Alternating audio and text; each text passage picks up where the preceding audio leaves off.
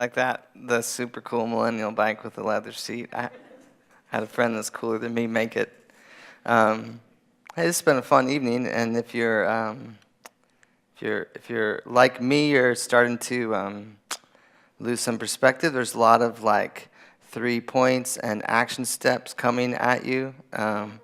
And so I just have to say this for you as much as it is for me. I can't prove anything to you in 9 minutes, but I can tell you some stories. And over the last couple years, I've been walking down a road that I got on trying to meet people that are different from me. And the best way to explain to you why I started down that road is a story about my dad. My dad is great guy. He's taught me a lot. I feel like I'm a lot like him. But one of the coolest things about my dad as I was a kid growing up is it seemed like he had every job there ever was. He had worked at restaurants. He had learned how to open an orange with a knife in one long curlicue, which was super cool. He had been a bartender, so he'd make all these drinks. It was super cool. He worked on a railroad. Can you believe that there is people alive that drove spikes on railroads in the Midwest? My father's one of them, stories about living out of the boxcar. He drove a tractor in a tractor pull competition one summer, but he also was a mechanic, a certified mechanic, and it's like he didn't want to give up that job for some reason. So when we were kids, he would always buy cheap cars, and he would drive it till it fell apart, and then rebuild it, and then drive it again, and then rebuild it, and then finally junk it. And so it wasn't normal, but it also wasn't uncommon for us to call a tow truck company because our car had broke down on the side of the road. And so when I was growing up, the tow truck companies were good guys. You'd call them, they'd pick up your car, you'd sit in the cab of the tow truck, and they'd give you a ride. They'd pick you up, they'd save you from the side of the road. And then, as Case mentioned, I went to the University of Florida. And if you've been to Gainesville, it's a town dominated by college kids that are impractical and irresponsible, right? And so they have a practice in Gainesville called roam towing, which is where different places have markers on their cars, special spots. No one has to call a tow truck company in Gainesville. If you're parked in the wrong spot and they don't see the thing, they snatch your car up and take it to a hidden lot, and you've got to pay them money just to get the car back. And all of a sudden, the guys that were saviors for me on the side of the road became crooked guys in a crooked system. Same guys, same system. My experience was different. And this is the thing that I've started to learn, that we all know, but we forget, that you can't see the water that you're swimming in. And if we're clear-eyed about our reality, so much of the water that we swim in is determined by the way that we look, by the skin that we carry, that we didn't choose, but determines so much of our realities. And the only way that you start to become aware of your water is to step into somebody else's, if you can at all. And so I set about making friendships with people that are different from me. Somebody told me if you do nothing, you'll associate people with people like you. You'll congregate with people that are like you. If you do nothing, you'll live next to people that are like you. If you do nothing, you'll drive down roads where people like you drive. You'll text people that look like you. Most of us, if you look at our contact list, we can't find the ways and contacts that people that are different from us. In 3 different ways, they're all just like us. So I started driving down different streets. Instead of Orange Avenue or Bumby, I'd take Paramore Avenue or Westmoreland. And then I went out of my way. It wasn't enough. I started to see sections of town that I couldn't believe were 3 blocks from mine. I wanted to make friends, but you can't just walk down the street and make friends. So I went into a place where they work after school and summer care programs with kids, and started to make friends with some of the staff that were there.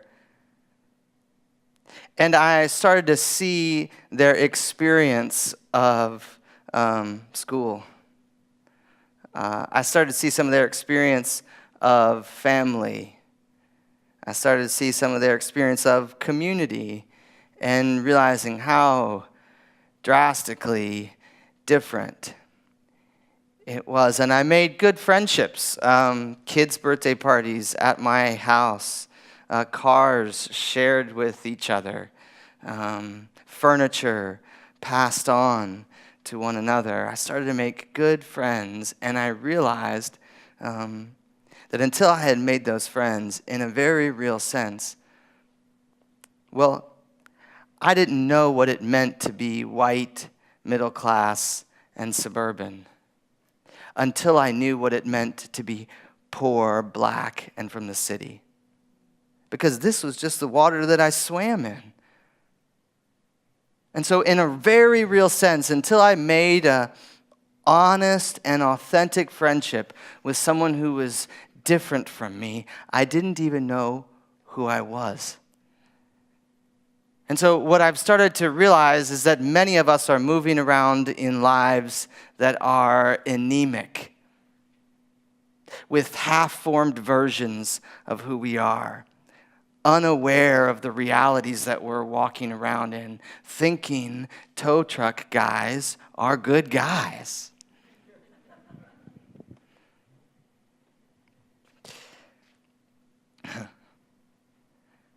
I was at that after-school care place, and when I would show up, sometimes I'd just go and hang out. Nothing really particular to do, just it felt good to hang out, put my screen away, and make friends. And so I would go there every couple of weeks. I still go there when I can.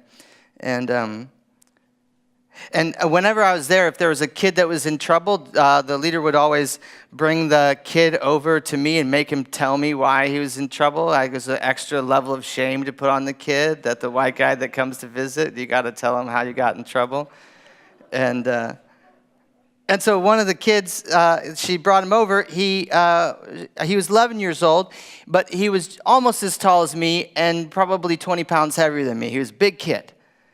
And they had just come back from the movies. They got a bunch of free tickets, so they went to the movies downtown, and this kid got in trouble because he and one other kid, when they were getting ready to leave the movie theater, they, instead of walking across the aisle like good gentlemen leaving a movie theater, they got up on the armrests of the seats and ran across the armrests to get out. And she makes him tell me, I said, dude, you can't do that, man. You can't do that. That's inappropriate. Got to behave appropriately. And the lady that runs the center gets on him further. She'd been getting on him when I walked in. She asked me to get on him. That was the best I could do.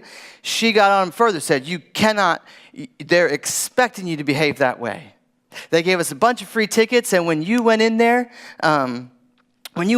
you confirmed every bad notion they had about the way that we behave, that you can't behave appropriately. And I was like, whoa, it's getting a little intense in here. Then the kid's mom comes in. And so they tell the kid, 11-year-old kid, what he did to his mom. His mom now starts getting on him. Leader's getting on him. I got on him. Leader got on him again. Mom walks in. Mom's getting on him. Mom starts pointing the finger at him. Says, you know better than this. You're disrespecting her. You're disrespecting the movie theater. Everybody's expecting you to make this choice. And you know better than this. Then she goes further. You will not become like your father. You will not end up in jail. And then the director of the club jumps right back in. Yes, son, you're big. You're the biggest kid in your group. You're 11 years old. In a few years, you'll be in high school.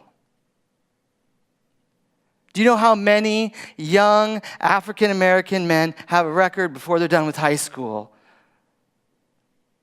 That this kid was making a choice when he was 11 years old to do something silly.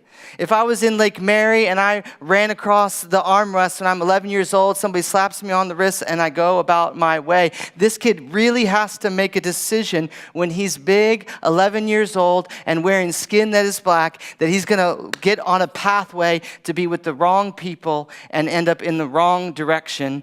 I thought in the moment they're heaping too much, and then I realized they're heaping enough. That this kid at 11, though it doesn't seem fair, has to deal with this. And this is what I realized, that 11-year-old me, white, middle class, and suburban, is wielding a power in the world that this one doesn't have.